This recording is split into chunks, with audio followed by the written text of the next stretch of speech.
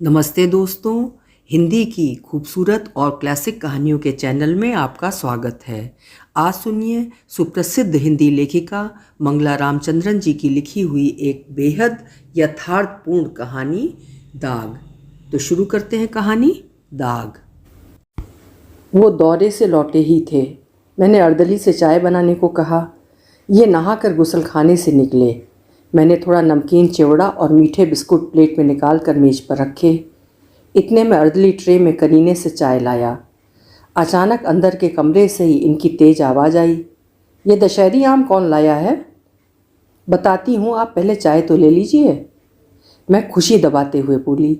बताने की उत्सुकता मेरी आवाज़ में साफ झलक रही थी।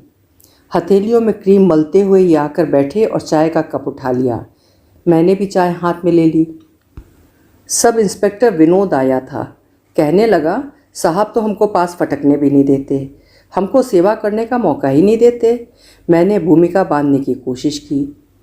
उसको तो मालूम था कि हम दौरे पर गए हैं, फिर आया क्यों? नहीं, उसको मालूम नहीं था। बड़े आश्चर्य से कह रहा था, हैं साहब नहीं हैं, दौरे पर गए हैं। खैर, हमारे लिए तो आप में और साहब में फ़र्क ही क्या है, आप दोनों ही हमारे माई बाप हैं। उसने कहा, और तुम मान गई? दौरे पर जाते समय थाने में उससे मिलते हुए गया हूँ। वो जानबूझकर मेरे पीछे आकर आम दे गया है। मेरे सामने तो दुम दबा कर रहता है। जी हाँ, साहब के अलावा उसके मुंह से कुछ निकलता ही नहीं। वो तो चालाक और धूर्त है, पर तुम इतनी नासमझ तो नहीं हो कि उसने दिया और तुमने रख लिया। बस तुम रहे भोलेनाथ। भाई, कोई प्रेम से अपने अधिकारी को भेंट दे रहा है, खुद तो लोगे नहीं, घर आकर दे रहा है तो भी गलत सलत सोचोगे। क्या सभी को ऐसे डरा कर रखा है? बेचारे झूठ ना बोलें तो क्या करें? डरा कर मैंने रखा है। जिसके मन में मैल ना हो, खोट ना हो, वो किसी से क्यों डरेगा? मेरी सेवा करना चाहता है, यदि वास्तव में सेवा करना चाहता है तो दफ्तर के काम में ढील नहीं करता। मामले की तहकीकात करने गया तो गांव के बड़े आदमी के साथ शराब के नशे में डूबकर असली अपराधी को छोड़कर गरीब को पकड़ नहीं लाता। चेहरे पर आई कड़वाहट से लग रहा था अभी और कड़वाहट उगलेंगे, पर नहीं, एक सांस लेकर चुप हो गए। पता नहीं आपके दफ्तर में या आपके आपसी रिश्ते क्या हैं। मुझसे तो बहुत आदरपूर्वक बोल रहा था। कहने लगा, आपको दीदी कहूँ तो आप बुरा तो नहीं मानेंगी ना? मेरी कोई बहन नहीं है। दिल ही दिल में रंज होता है, पर आज तक किसी को बहन बनाने की इच्छा ही नहीं हुई। आपको देखा तो लगा मानो आप मेरी सगी बहन हैं। आप उसकी बहन बनिए या अम्मा, पर याद रखिए इस बहाने मेरे साथ कोई रिश्ता उसका नहीं हो सकता। बदमाश चाल चलता है। उसको मैं अभी बुलाता हूँ और उसके आम वापस कर दो। पर काफ़ी आम तो ख़त्म हो गए। कुछ तो बच्चों ने और मैंने खा लिए और थोड़े आसपास बांट दिए। मेरी सहमी हुई सी आवाज़ एकदम संभल गई। यदि आम वैसे ही रखे होते तो क्या आप सचमुच वापस कर देते? और नहीं तो क्या, मैं यूँ ही बोल रहा हूँ। तुम इतने वर्षों में मुझे पहचान नहीं पाई? इसी बात का तो दुख है। अपने उसूल और आदर्शों को निभा सकूं, इसमें तुम ही सहायता कर सकती हो। इससे ज़्यादा कुछ भी कहना व्यर्थ है। इनकी आवाज़ में थोड़ा दर्द, थोड़ी निराशा थी।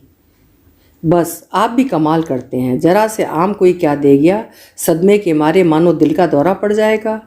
और भी तो लोग हैं मांग कर लेने वाले, खुद आंखें मूंदे रहते हैं। बीबी पिछवाड़े से मंगवाती है तो अनजान बने रहते हैं। साल भर का गल्ला, रोज़ की सब्जी भाजी, सूखे मेवे, मौसम के फल, यहाँ तक कि बच्चों के दूध बिस्कुट तक का प्रबंध हो जाता है। इतना बोल कैसे गई, सोचकर आश्चर्य हो रहा था।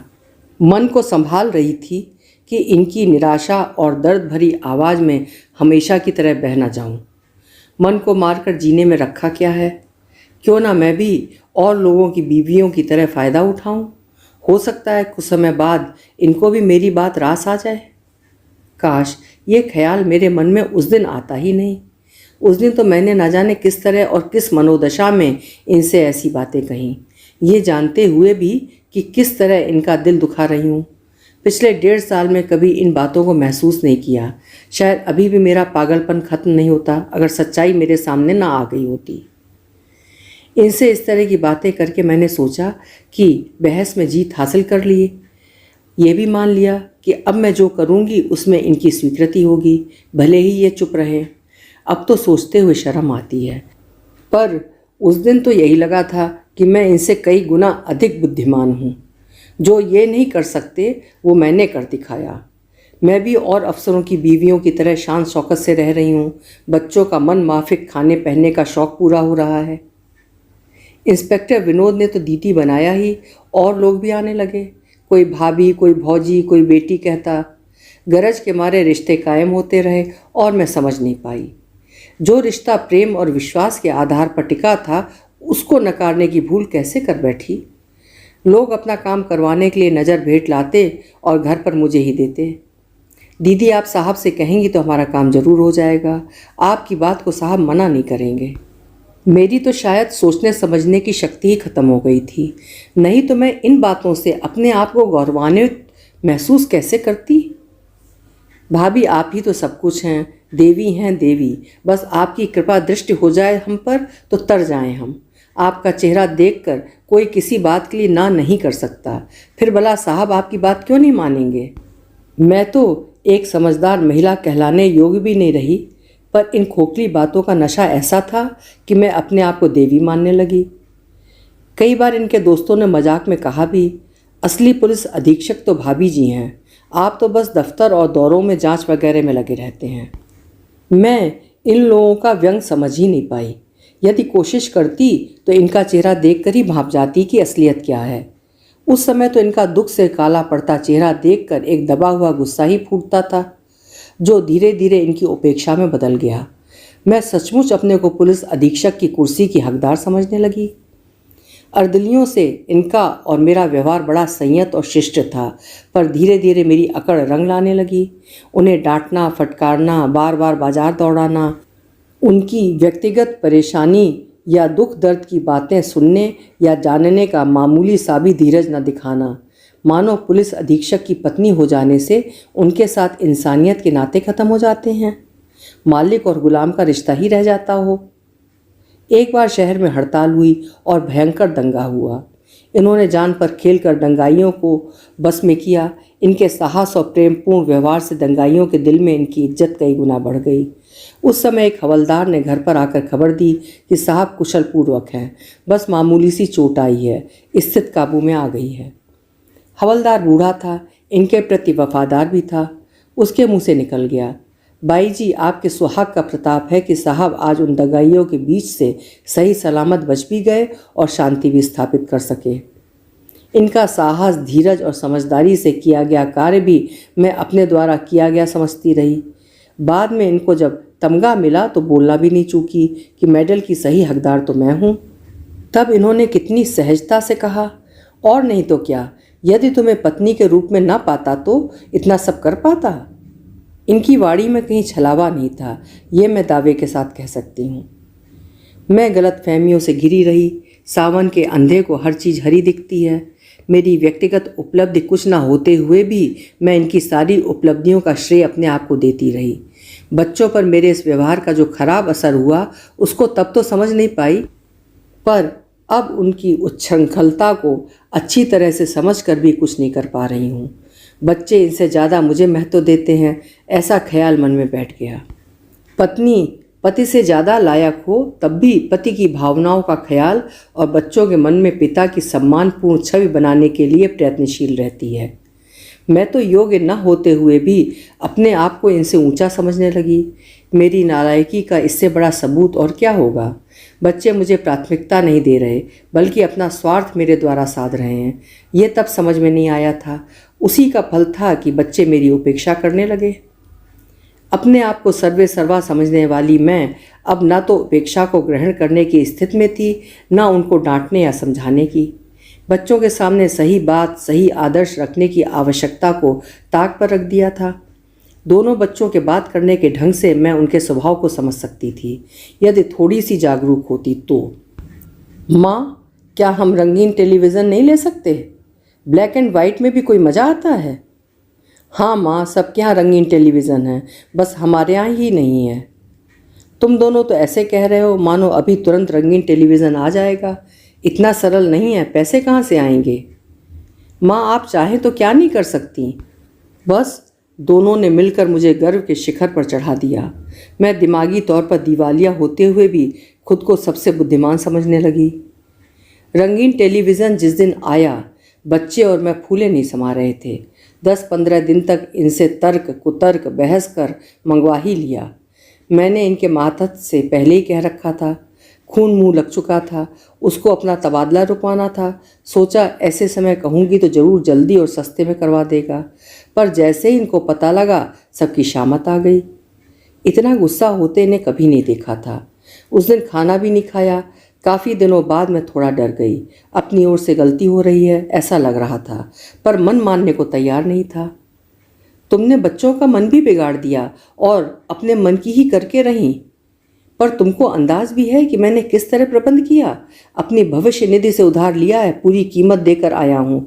जिस धन को आदमी बच्चों का भविष्य सुधारने, अपने बुढ़ापे में खर्च करने के लिए संचित करता है, तुम्हारी बेहुदा हरकत से नष्ट हो रहा है। मैं वास्तव में मूर्ख ही थी, जो तब भी संभली नहीं, मुंह से निकल ही गया। क्या भविष्य निधि से पैसे निकाले? आप सचमुच कुछ नहीं कर सकते? मैं तो करीब करीब मुफ्त करा देती, बस आप भी पैसे यूं ही खर्च हो गए। बस चुप करो। मेरे उसूलों की तो तुमने धज्जियां उड़ा दी, मेरा साथ न दे पाई, उल्टे मुझे भी गलत बात सिखाने पर तुली हो।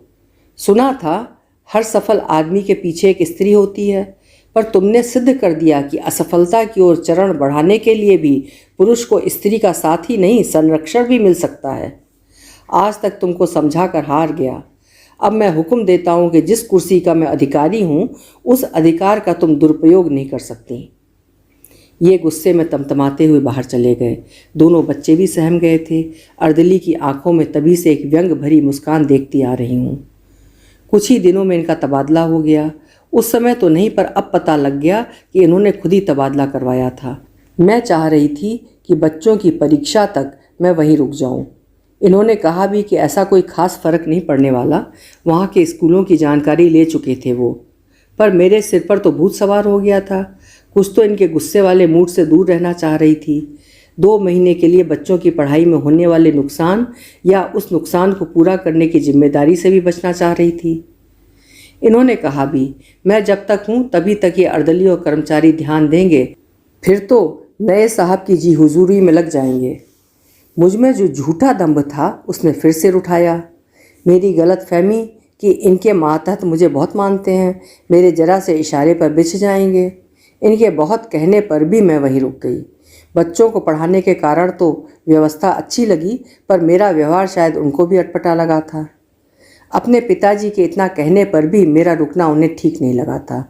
वे दोनों दो एक बार बोले, माँ चले चलते हैं, थोड़ी सी मेहनत से हमारी पढ़ाई ठीक चलने लगेगी। इनके जाने के तीसरे दिन ही नए पुलिस अधीक्षक आ गए। एक बूढ़ा अर्दली हमारे पास रह गया, जो करीब करीब किसी काम का न था। सारा काम खुद ही करना पड़ रहा था। खींच के मारे उस बूढ़े अर्दली पर जब तक गुस्सा निकलता, वो भी अब किसी तरह सहन नहीं करता था। साहब तो हमेशा से बहुत मधुरता और प्यार से बोलते थे। मैं भी पहले मीठे स्वभाव की ही थी, अब क्यों सहेगा जब साहब कोई और हो। अब तो कहीं से भी जरा सा भी आसरा नहीं था, कोई झांक कर भी नहीं देखता। फ़ोन भी नहीं रह गया था कि किसी इंस्पेक्टर सब इंस्पेक्टर को बुलाकर कोई काम बता सकूं। मैं जिस प्राप्य के बारे में सोच सोच कर खुश हुआ करती थी, वो मेरा खुद का व्यक्तिगत न था, ये समझने में देर जरूर हो गई। मेरा आदर सम्मान होता रहा था इनकी पत्नी होने के कारण, और मुझे भी इन पर गर्व था, सिवाय इन बीच के कुछ दिनों के जब मैंने अपने आप को इसका हकदार माना था। मैं एक सफल अच्छे अफसर की पत्नी बनकर संतुष्ट रहती तो आज मेरा सम्मान बढ़ जाता। जो मुझे दीदी और भाभी बनाकर तारीफ़ों के पुल बांधते थे, अब इधर उधर इनसे उनसे कहते फिर रहे थे। अजी, सब दूसरों की आंखों में धूल झोंकने वाली करतूत है। साहब तो एकदम सीधे बन जाते थे, कुछ लेते नहीं थे। अब साहब ले या मेम साहब, फ़र्क क्या पड़ता है, बात तो एक ही हुई ना। भाई असली साहब तो वही हैं। साहब के चार्ज में तो बस पुलिस अधीक्षक की कुर्सी है।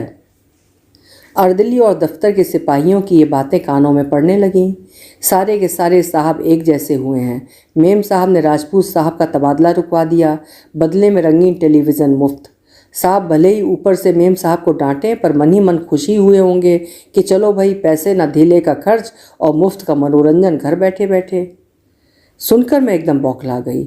ओह, मैंने ये क्या किया, इनके इतने साल की तपस्या भंग कर दी। इनके 10,000 रुपयों का नुकसान कराया और नाम भी खराब करवा दिया। किस किस का मुंह बंद करूं, किस किस को सफाई देती फिरूं। वे 2-3 महीने मेरे और बच्चों के कैसे कटे सिर्फ हम ही जानते हैं। मैंने तो टेलीविज़न की ओर देखना तक छोड़ दिया। उसको देख कर ना जाने कैसा दर्द उठता है। बच्चों के पर्चे भी ज़्यादा अच्छे नहीं हुए। मेरी नादानी से एक ऐसा नुकसान हुआ था जिसकी भरपाई मुश्किल ही लगती रही। इनके पास पहुंचकर मैंने अपने किए पर पश्चाताप किया। भविष्य में दोबारा ऐसी गलती ना होने देने का वादा भी किया। इनका इतना ही कहना था, हम अपराधी को पकड़ते हैं, इल्ज़ाम लगाकर जेल भेजते हैं कि वो अपने किए की सज़ा भुगतने के बाद एक अच्छे नागरिक का जीवन जी सके। उनको इसका मौका मिलता है। हम सरकारी कर्मचारी, वो भी खासकर पुलिस में साफ सुथरों को भी दागी माना जाता है।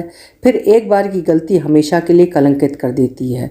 हर तबादले पर हमारे पहुंचने से पहले उसकी ख्याति पहुंच जाती है। इस दाग को दुनिया की कोई जेल नहीं मिटा सकती। अभी आप सुन रहे थे मंगला रामचंद्रन जी की लिखी हुई कहानी दाग।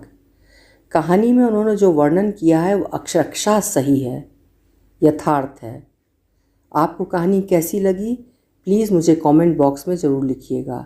फिर मिलेंगे इसी तरह किसी अच्छी कहानी के साथ। आपका समय शुभ हो।